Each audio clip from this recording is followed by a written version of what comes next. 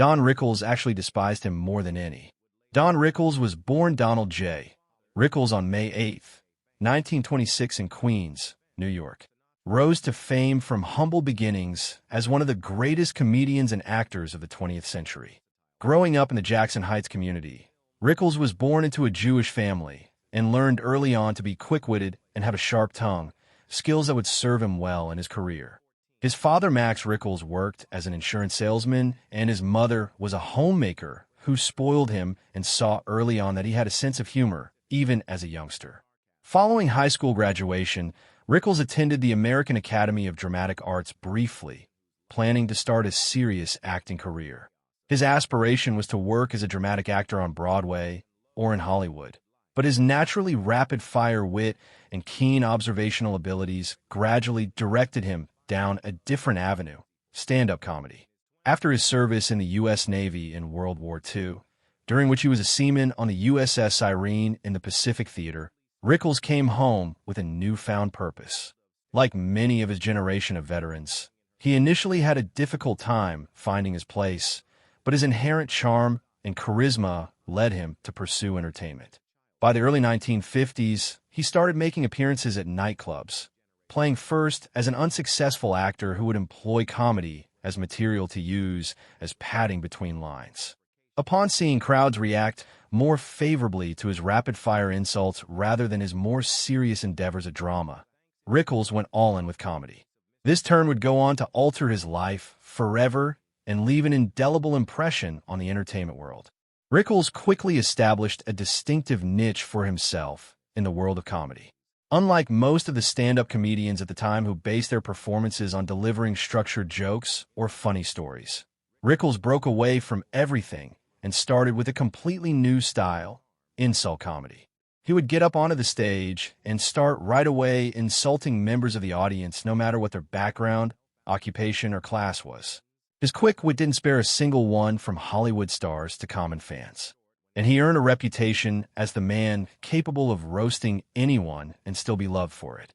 His nickname, Mr. Warmth, was a loving irony reflecting the fact that his harsh words came always laced with good-natured humor and underlying affection. One of the most defining moments in Rickles' early life was when Frank Sinatra, then one of the largest stars in the world, saw him perform in Miami. Rather than showing Sinatra respect, as most would have done, Rickles took a bold step and insulted Sinatra right from the stage, teasing him about his power and influence. Instead of being offended, Sinatra was enchanted and became one of Rickles' strongest supporters, introducing him to other stars and solidifying his status in Hollywood's elite. The friendship not only boosted Rickles' career, but also demonstrated his balls and confidence, elements that made his comedy irresistible. Soon, Rickles appeared regularly on The Tonight Show with Johnny Carson and variety shows such as the Dean Martin Celebrity Roasts, where his quick wit became the centerpiece of the night. While stand-up was the cornerstone of his career, Rickles was also an accomplished actor. He starred in movies like Run Silent, Run Deep, 1958, with Clark Gable and Burt Lancaster, and then the comedy films like Kelly's Heroes, 1970, with Clint Eastwood. The fact that he could excel in both dramatic roles and comedic ones illustrated his versatility as an actor. In the 1970s, he appeared in his own TV sitcom, CPO Sharky, where his sarcastic wit and sharp tongue were directed into the character of a U.S. Navy chief petty officer. He also became a regular talk show guest, such a favorite for his unpredictability and knack for being able to make even the most serious host crack up. Rickles' career was rejuvenated in the 2000s and 1990s, partly due to his position as the voice of Mr. Potato Head in the revolutionary Toy Story series from Pixar. He became recognized by an entire new generation of fans through his voice work in animated movies, where his signature sarcasm was brought to perfection in the character. He also continued to tour well into his 80s, performing in Atlantic City, Las Vegas, and throughout the United States, entertaining crowds who loved his openly old-school approach to comedy. While many entertainers of his generation adapted their acts to appeal to contemporary sensibilities, Rickles never did this. Instead, he relied on the assumption that his audiences would know his comedy was born out of love, not vitriol. On March 14, 1965, Don Rickles wedded Barbara Rackler of Philadelphia, a union that would become one of the longest-lasting and most defining features of his private life. Rickles, who established himself as the merchant of venom on stage and television due to his caustic, no-holds-barred comedic insults, tended to show a much softer side when discussing Barbara. Their marriage was viewed by most of his peers as a stabilizing influence, keeping him rooted in a world in which fame, ego, and career demands destroyed relationships. Rickles had publicly acknowledged that he had not found love easily. In his 20s and 30s, even as a star in the comedy scene, he had a tough time in romance. His quick wit and sniping tongue, which earned him great popularity with the public, too often undermined him in close quarters, leaving possible mates either frightened or unmoved. By the time he met Barbara, he was 38 years old, a confirmed bachelor whose friends had started to wonder if he would ever marry. They met through his agent, in a casual introduction that would revolutionize Rick's life. Ironically, Rickles admitted that what attracted him to Barbara was that she couldn't, or wouldn't, laugh at his jokes. Unlike so many others who hung on his every well-crafted put-down, she was not impressed with his humor, and this surprising reaction charmed him.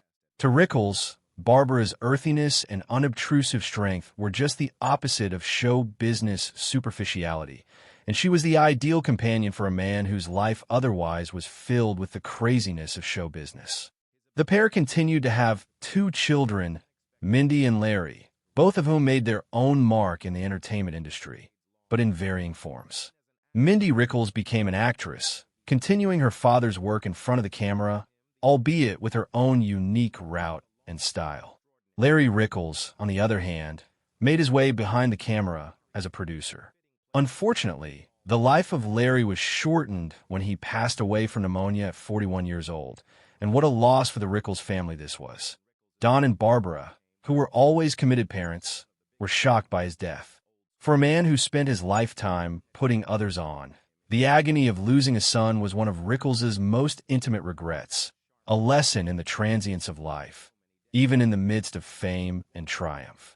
In spite of the tragedies, the pleasures of family life stayed at the core of Rickles' heart.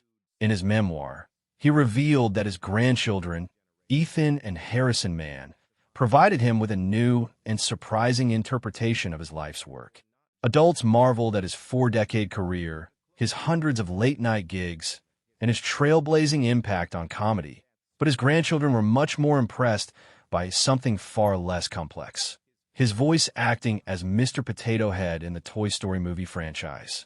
To them, their grandfather was not the legendary insult comedian who had battled Frank Sinatra or performed for presidents, but the cherished toy of one of the greatest animated films of their childhood. Rickles enjoyed the humor and irony in this generation gap, quipping frequently that all his years of gritty toil and comedy were overshadowed by a wisecracking plastic potato.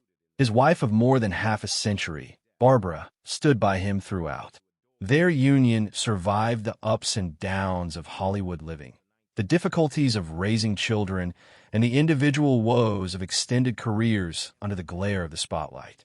Friends of the two frequently commented on the true affection and admiration that characterized their relationship, a union founded on loyalty, humor, and love. When Barbara died on March 14, 2021, from non-Hodgkin lymphoma, precisely 56 years to the day they had married, it was as if this was a poetic and bittersweet ending to their life together. The symmetry of the date highlighted how deep their connection was, as though even death could not untwine their tale. When it came to Don Rickles, the so-called merchant of venom, there were few individuals in the entertainment field that he actually disliked. For the most part, his biting insults and acid-tipped barbs came with a wink and a smile, meant to amuse and defuse rather than hurt. But one actor, by the accounts of those who knew him,